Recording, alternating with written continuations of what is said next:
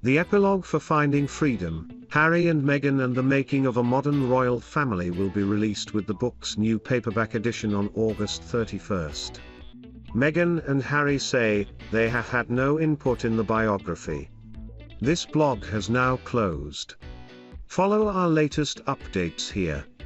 But as the Queen has retreated to Balmoral Castle for her annual summer break and reduced her daily engagements, her grandchildren have stepped up to support her. Ahead of the start of the Tokyo 2020 Paralympics, the Duke and Duchess of Cambridge sent a message of support for the athletes. They wrote on Twitter, wishing at Paralympics GB and all the athletes from around the world the best of luck in this year's #Paralympics. We can TMT wait to see the talent and skill displayed over the next 2 weeks. #Impossible to ignore.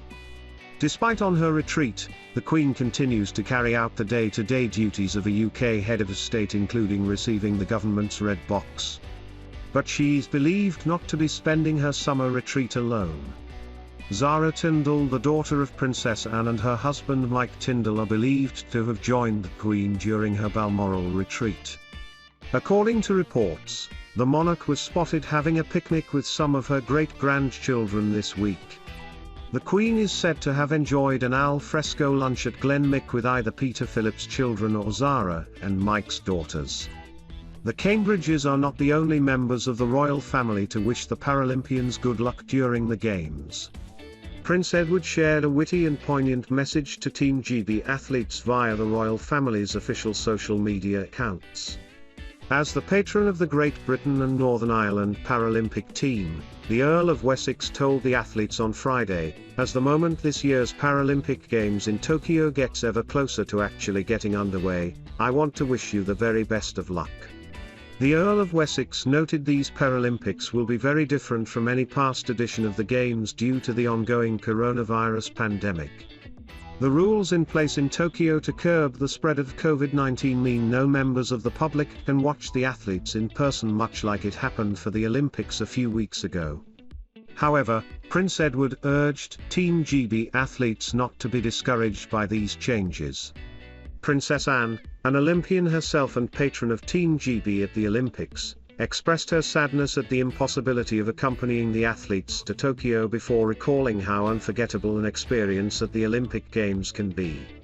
Prince Charles is believed to skip lunch from his daily routine as he sees it as a luxury. The Prince of Wales is known to be keen on producing food. He founded Duchy Organics in 1990, to champion organic farming. Oaten biscuits were the first product to be sold under Duchy Organics.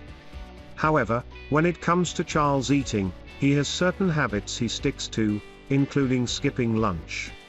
Former royal correspondent Gordon Rayner revealed in The Telegraph, lunch is seen as a luxury that gets in the way of his work, so he eats a late breakfast and works through. Queen Elizabeth II is currently enjoying her time in Balmoral, spending afternoons picnicking with the youngest family members. Reports suggest Her Majesty, 95, spent time with either Zara Tyndall's children, Mia, 7, Lena, 3 and baby Lucas, or Peter Philip's children, Isla, 9, and Savannah, 10. Peter is the Queen's oldest grandchild and Zara is his sister. They are children of Princess Anne, 71. And the Queen welcomed 2 new corgis to the family just before Prince Philip's death in April. The dogs were said to bring noise and energy to Windsor Castle while Philip, who died aged 99, was ill. Queen Elizabeth II's funeral coverage has been thrown into doubt after the BBC reportedly decided to reduce their royal coverage due to complaints following Prince Philip's death. The BBC allegedly decided to scale back its coverage of royal events, after a record number of 109,741 complaints were made following the coverage of Prince Philip's death. Media correspondent Neil Sean claimed the move would be a big mistake from the broadcaster and would not bode well for the Queen. Commentator Neil Sean said, "It appears that the BBC can do no right with the British royal family. As we told you before on this channel, the BBC recently had to pay out £1.7 million over the Bashir Diana scandal. Prince Andrew has been warned he could receive a very strong penalty if he does not cooperate in the civil cases brought against him by Virginia Giuffre. Jeffrey Epstein, accuser Virginia Giuffre, has started legal action against the Duke of York and said it was past the time for him to be held to account for allegedly sexually assaulting her when she was a teenager. Lawyers for Ms. Giuffre filed the civil suit seeking unspecified damages at a federal court in New York, where the court documents claim she was lent out for sexual purposes by convicted sex offender Epstein. Law and Crime Managing Editor Adam Klasfeld has warned Prince Andrew against refusing to cooperate with the case. Tony Blair was so furious about Prince Charles' behavior during his time in Downing Street that he complained about him to Queen Elizabeth II, political strategist Alistair Campbell suggested in his diaries. The royals are expected to understand that party politics and individual politicians are off limits for public comment. The Monarchy TMS website states, as head of state, the Queen has to remain strictly neutral with respect to political matters. By convention, other members of the family have to follow suit. However, the Prince of Wales has sometimes crossed this line and has been accused of meddling in political matters. David Atkins taking over live reporting from Katie Harris. James Middleton has revealed a glimpse into his holidays with his dogs in a new Instagram post. The Duchess of Cambridge's brother has 6 dogs, spaniels Ella, Zulu, Inca, Luna, and Nala, and golden retriever Mabel. And James gave an insight into his holidays with his pets in his latest Instagram post. The entrepreneur shared a series of snaps on the Instagram page for his dog food business Ella and Company. The pictures show James enjoying various holidays with his dogs. Hopes that the Cambridges and Sussexes would work together as a Fab Four turned into a disaster, according to a royal expert. Speaking to Entertainment Daily, Richard Fitzwilliams said, the Fab Four trademark idea, that William and Catherine and Harry and Meghan would work together despite their different roles and personalities, was a disaster. But no one predicted it. Harry now believes he was trapped as a member of the royal family, and that William currently is, but doesn't TMT know it. The rift between them, long reported and first confirmed in the ITV documentary about their South Africa trip, is public and serious. It was his marriage to Meghan which unquestionably changed him. Meghan Markle's estranged brother is predicted to speak negatively about the Duchess, as it's the only reason anyone cares about him, according to royal expert. Meghan's older brother Thomas Markle Jr. has been labelled a very ignorant person by a royal commentator, after he announced his appearance on Celebrity Big Brother VIP Australia. In a conversation on the podcast Royally Obsessed, host Molly Mulshine said, I just want to know what VIP stands for. It is very ignorant person or very important pain in Meghan's butt. How is this person a VIP? I'm sorry, I barely knew he existed. I just can't believe this is what we're doing in Australia.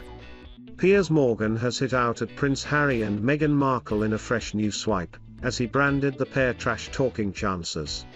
The former Good Morning Britain presenter's comments come in response to a report which claimed the couple's popularity had declined in UK opinion polls since they stepped down as senior royals. Reacting to the report, Piers wrote, "Surprise, surprise. The British public see right through this shameless pair of trash-talking chancers." The Duchess of Cambridge and Prince William joined hundreds of Britons in congratulating Dame Sarah Storey. Kate and William took to Twitter to show their support to Dame Sarah, who today gained the first gold medal for Britain at the Tokyo 2020 Paralympics. The Duke and Duchess didn't pen a message themselves but retweeted through their official account a triumphant tweet by Paralympics GB. Prince Charles has worked very hard to reinvent himself over the last couple of decades, a podcast claimed. The Mirror TMS royal editor Russell Myers discussed Charles' trademark apparent reinvention of himself in recent years on the Pod Save the Queen podcast. I think that Charles is hugely respected, he said. Not only in this country but throughout the world. I think a lot of people feel that he TMS made great strides in the environmental sphere. Members of the royal family were quietly pleased Meghan Markle did not attend Prince Philip's funeral, an unauthorized biography has claimed. The Duchess of Sussex was heavily pregnant with her and Prince Harry's daughter Lily when the Duke of Edinburgh's funeral took place in April, and was advised against flying by doctors. Finding Freedom cites a senior royal source as saying some members of the royal family were quietly pleased Meghan did not attend as they didn't want a circus or the Duchess creating a spectacle. The claim is made in a new epilogue to the book by Omid Scobie and Caroline Durand, which is set to be republished on August 23.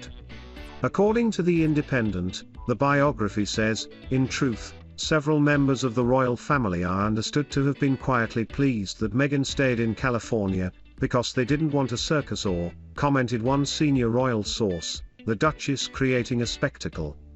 The Sussexes have previously distanced themselves from the unauthorized book. Kate and Prince William are particularly keen on educating their 3 children on a key aspect of royal life. The Duke and Duchess of Cambridge are very careful to teach Prince George, Princess Charlotte and Prince Louis good manners, according to a royal insider. The couple insist on educating their children on this to make sure good manners become a habit for their little ones, the source said.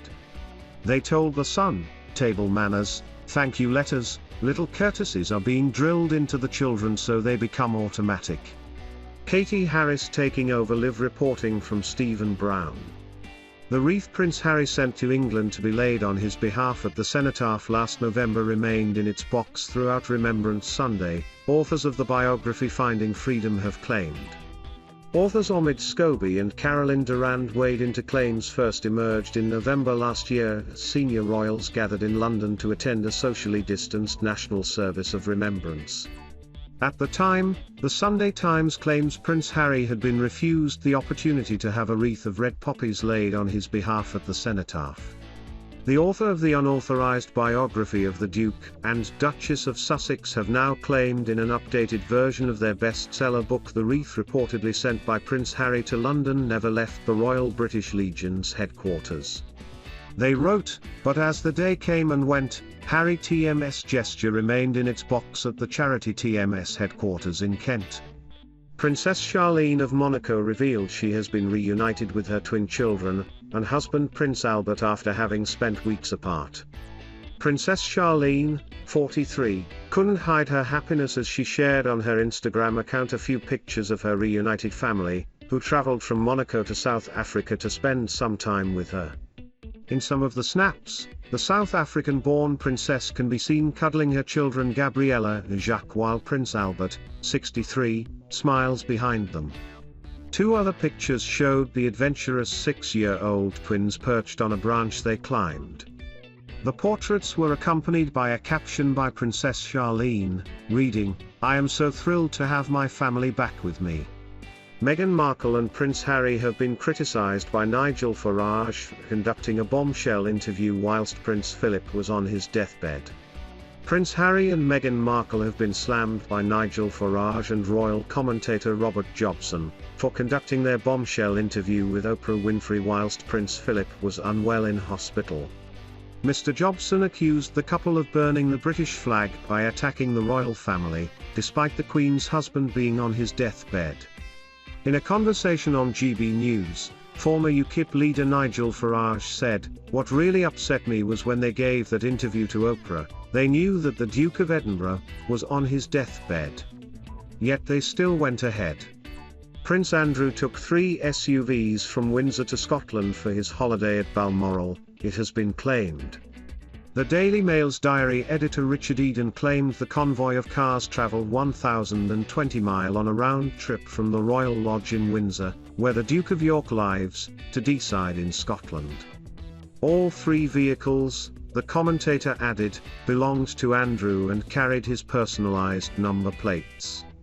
One of the cars reportedly taken to Scotland by the Duke of York was a new petrol-powered Land Rover Defender, costing more than $53,000. The second car was a Land Rover Discovery, with a price tag higher than $51,000. Prince Charles would have to change the law to declare Camilla as Princess Consort, rather than the traditional title of Queen Consort. When Prince Charles succeeds the Queen to the throne, he will face an issue regarding the title of his wife Camilla, the Duchess of Cornwall. Before the couple's wedding in 2005, it was announced that Camilla Parker Bowles would be made princess consort when her husband became king, but a royal expert has stated that this would have to become an act through Parliament first. Speaking to GB News, royal expert Robert Jobson said, "It's an issue at the moment, but the Prince of Wales becomes king straight away, as we know, and in my opinion, the princess isn't going to be a princess, the Duchess will be made queen consort straight away. Unless if you change the law in Britain and the Parliament do an act to do that, that is what's going to happen." A new retelling of Princess Diana's life is to be released on Netflix in October. Netflix announced on Twitter it will release Diana, the musical, on October 1st. The show was meant to hit New York's Broadway stage in March 2020, but its launch had to be put on hold due to the coronavirus pandemic. Now it is expected to debut live in early November 2021, a few weeks after the release of its filmed theater performance on the US streaming giant. News of the Netflix release was shared by the official Twitter account Netflix Film earlier this week, when it listed a series of upcoming shows on the on-demand platform. Royal editor Robert Jobson and GB News presenter Nigel Farage both cast doubts on the Sussexes over the contradictions in their Oprah Winfrey interview, with Mr. Farage taking a strong dislike to the interview being so close to Prince Philip being in hospital. Mr. Jobson took particular offense to the suggestion the royal family were racist amid claims there were concerned conversations about baby Archie's skin color. The pair did not hold back in their condemnation of the Sussexes, as Mr. Farage said the couple were able to exploit the situation by getting their story out first before the royal family could respond. Mr. Jobson explained, "I'm getting a feeling when I'm doing a lot of work in America they genuinely believe some of this racist bunkum." Mr. Farage agreed and said the Sussexes had a mover advantage as they could get their story out first without the royals being able to respond. Prince William was furious family matters were disclosed in public, a new book claims. In an updated version of Finding Freedom, authors reveal Prince William was reportedly furious family matters trademark were aired in public. The unofficial biography of the Duke and Duchess of Sussex was originally released in 2020. In the new epilogue, the authors Omid Scobie and Carolyn Durand say sources told them William was understood to be furious that private family matters were discussed in public in the interview with Oprah. During the interview, Meghan made claims someone within the royal family had asked what skin color Archie would have. Kate and William will often be seen holding the children TM's hands or picking them up for a cuddle. Previously, affection towards children would have been frowned upon within the royal family. According to one expert, protocol within the family could be evolving and softening.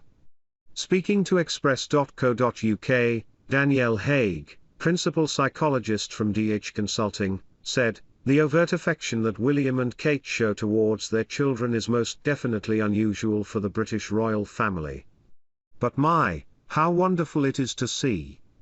As a psychologist, it is well known that children need to feel affection, love and safety from their parents to truly thrive and be happy in life. To be kept at an arm's length and not shown affection as a child, can have all sorts of negative impacts on a child psychologically and emotionally." Kate Middleton and Meghan Markle's possible Netflix collaboration is stretching the imagination, a royal biographer has claimed. Stuart Pearce, author of Diana, The Voice of Change, spoke to US Weekly about Kate Middleton and Meghan Markle TM's current relationship. However, when asked by US Weekly correspondent Joe Drake about possible rumors of Meghan and Kate working on a Netflix documentary, Mr. Pearce said the roles of the pair do not correspond. He said, "I think it TM's stretching the imagination. What TM's happening is we are seeing they both have very clearly defined roles, they do not correspond. Now what I mean by that, I don't TMT mean as women within the family. I don't TMT mean as the wives of these two extraordinary princes. I TMM talking about the statement they are making individually as women, but Kate has her own specific role, which is very different from the way Meghan has her own specific role, that TMS what I said with it. Camilla, Duchess of Cornwall, stunned fans with her new portrait posted by her reading room. On Sunday, Camilla's, 74, reading room released an image of the royal reading in the gardens at Highgrove House. Inspired by the popularity of her reading lists shared during the beginning of the pandemic, Camilla launched her reading room to share book recommendations with fans. "My idea of perfection is sitting in a garden on a lovely evening with a book. HRH the Duchess of Cornwall," the image was captioned.